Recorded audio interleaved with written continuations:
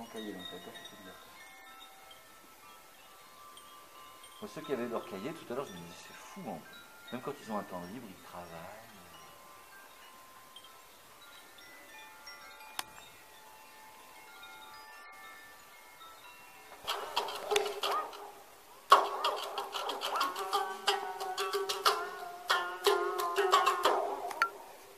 Ça vous plaît? Messieurs, dames, je vous applaudis.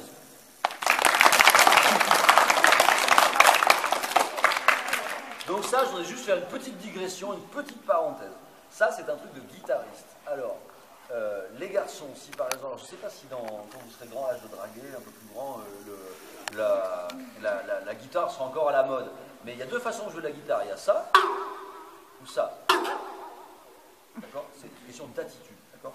Donc c'est strictement la même chose. Hein, d'accord? Entre ça et ça, pardon. Et ça, c'est strictement la même chose. D'accord? Donc les garçons, si vous voulez draguer plus facilement, n'hésitez pas à avoir de l'attitude. Hein. Comme ça, les filles, ne vous laissez pas avoir. D'accord? Hein?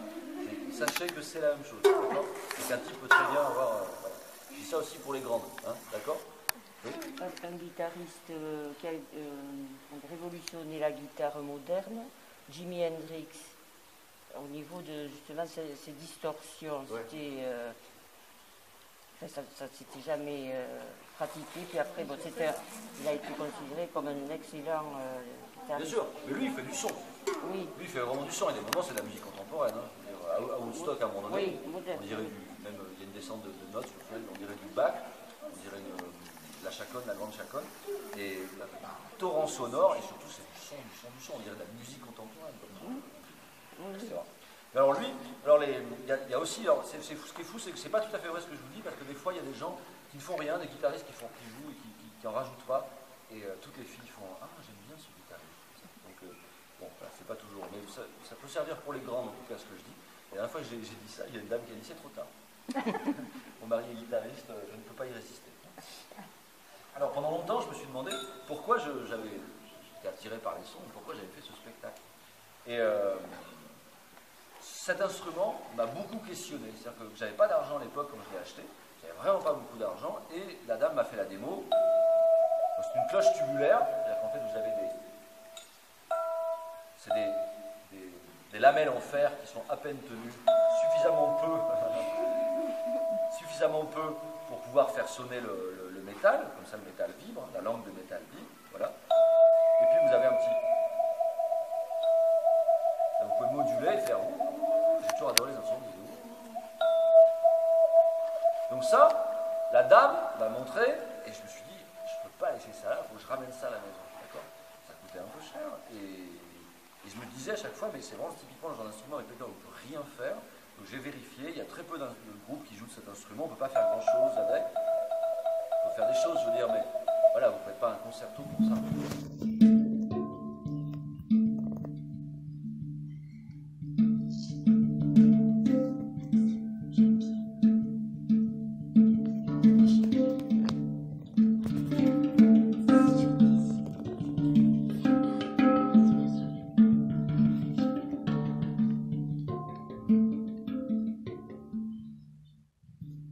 Voilà l'instrument.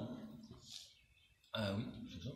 On l'avait déjà vu, mais ça, cet instrument Afrique du Sud, vous l'avez voir. Non, on l'avait vu. Ah, ce que tu as vu, c'est certainement l'inverse, c'est-à-dire un instrument qui est comme ça et qui sonne un peu comme ça. C'est ça? C'est le pan, on appelle ça un steel drum. Oui. Steel drum. Et donc il est comme ça c'est un peu l'inverse si tu veux. Et ça a été inventé il y a environ une 35 ans par un Suisse. Mais c'est effectivement, ça sonne un peu comme ça. Alors ça, c'est un instrument particulier. Hein? Quand je jouais, j'avais une musique chinoise relaxante. Ça a un côté un peu comme ça. Alors aujourd'hui, tout est mondialisé. Hein. Par exemple, on me demande d'où viennent les carillons Kochi. Les carillons Kochi, ça se trouve, ont été fabriqués par des Péruviens en Allemagne, tu vois, pour une entreprise japonaise, tu vois. On sait rien. Oui. Donc c'est un instrument plutôt qui ressemble au gamelan indonésien. Voilà, ça ressemble plutôt à ça, mais ça a été inventé par un Suisse. Ça a une histoire très particulière, cet instrument, j'insiste pas. Ouais.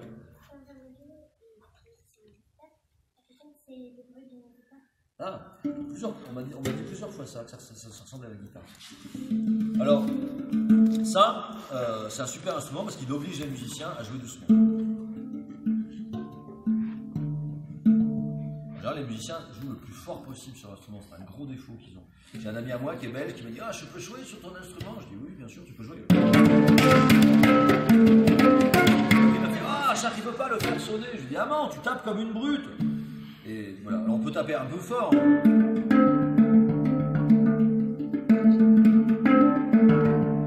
C'est vachement moins joli que ça.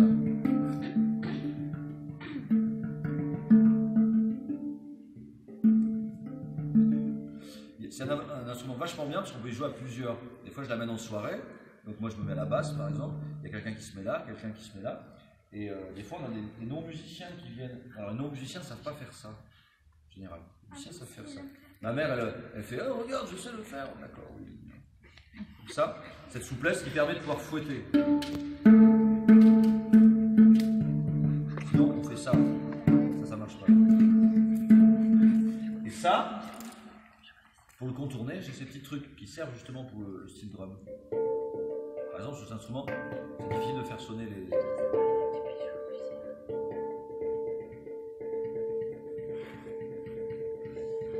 Attention, maintenant que vous êtes avertis.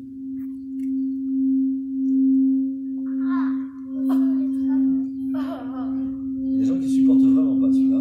Ouais, une fois, je ne l'ai pas supporté. J'ai compris ce que ça fait. J'étais proche de l'envie de vomir. Alors ça, si quand on regarde avec une loupe, par exemple, on voit la matière qui vibre comme ça. Et je vais vous montrer, je vais mettre en évidence, je vais poser le bâton dessus, regardez. C'est vraiment ça, en fait. Voilà. Si je le fais trop fort, elle peut se briser. C'est du cristal de verre. Donc c'est du cristal.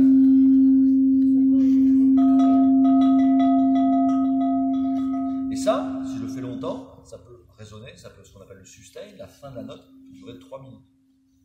Et ça, jeunes gens, ce n'est pas un instrument de musique basiquement. Ça n'a pas été fabriqué comme un instrument de musique. Ça, c'est un objet, un moule industriel qui vient de l'industrie métallurgique. Pour fabriquer des ponts, on a besoin de ce genre de pièces en métal, de cette forme-là, donc à l'intérieur c'est complètement lisse. Donc on prend du métal en fusion, comme ça, tout chaud, tout rouge, comme une espèce de lave, hop, on enlève le surplus, on attend que ça refroidisse et que ça sèche. Une fois que c'est froid et sec, ça va nous faire une jolie forme, et ça, on le casse. On le casse. Mais il y a certainement un ouvrier qui a fait « Oh, c'est des Chinois, donc on fait, oh, ça fait du son, je vais le ramener à la maison, peut-être en frottant, ça fera... » Bon, ok, j'ai mis très mal l'accent chinois, mais... En tout cas, il l'a ramené chez lui en se disant que ça ferait un instrument de musique. Ils ont fini par l'exporter, et des gens comme moi les achètent. Alors aujourd'hui, on les fabrique exprès, hein, parce qu'on a compris que ça intéressait les gens. Mais ça, le fait de prendre quelque chose qui n'est a priori pas un instrument de musique et d'en faire un instrument de musique ou de son, c'est quelque chose que les humains ont toujours fait jusqu'à aujourd'hui. Comme moi, par exemple, qui un jour, j'étais dans un brico-machin, et j'ai pris ça, et j'ai fait « Bonjour monsieur, combien ça coûte cette chose ?»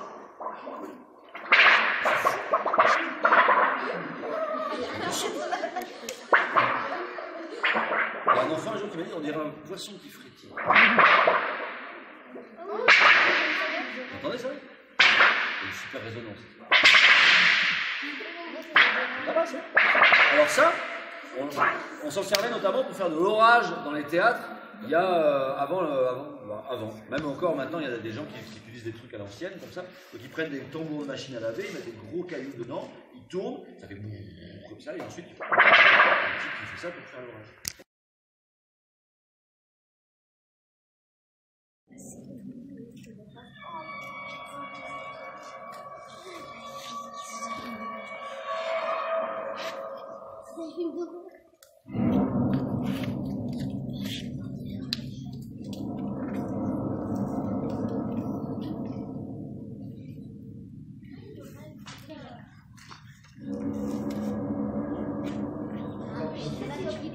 Vous avez ça? Le bateau qui rentre.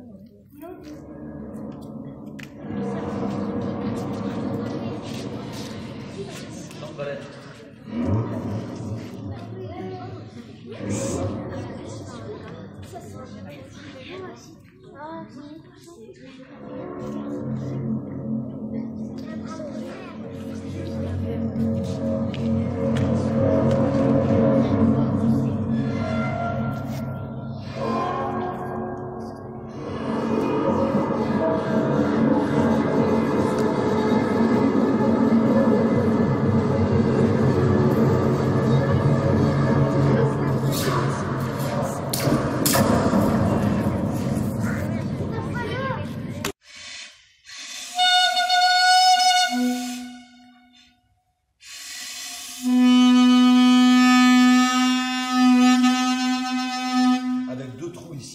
pouvez faire une petite mélodie et tout ça. Messieurs, dames, sous nous applaudissons. Vous n'arrivez pas, je suis vraiment hyper fier de ça. Alors, ensuite, donc ça c'est quoi? C'est une petite membrane, ça marche comme le kazoo. Le kazoo, c'est ça, c'est une membrane ici, je souffle, et dès que je lâche un peu, il y a de l'air qui passe et qui fait vibrer ce truc. D'accord? Ça fait mouh, comme ça. Mais les instruments, ils ont besoin, alors ça c'est des instruments idiophones, ils sont leurs propres résonateurs, d'accord? Ça aussi c'est son propre résonateur, c'est un des plus vieux instruments de l'histoire de l'humanité. Mais le problème c'est qu'il faut le faire de pièces de résonance. Vous voyez par exemple, vous avez ici des cordes de contrebasse. Ça ne sonne pas. Vous entendez à peine. C'est pour ça qu'on offre à ces cordes en général une grosse caisse de résonance, un truc sur lequel c'est plaqué qui permet de projeter le son et de faire du ça fait et ça, regardez, ça fait pas de son. On dirait quoi? Ah, il y a une petite fille qui m'a dit, ah, tu peux le faire tourner, ça va faire du son. Ça m'a fait découvrir que c'était une ronde.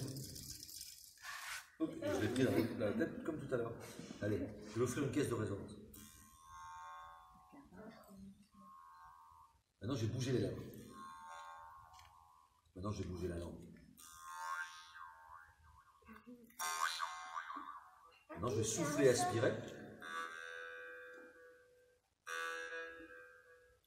Et maintenant, je vais faire les trois en même temps.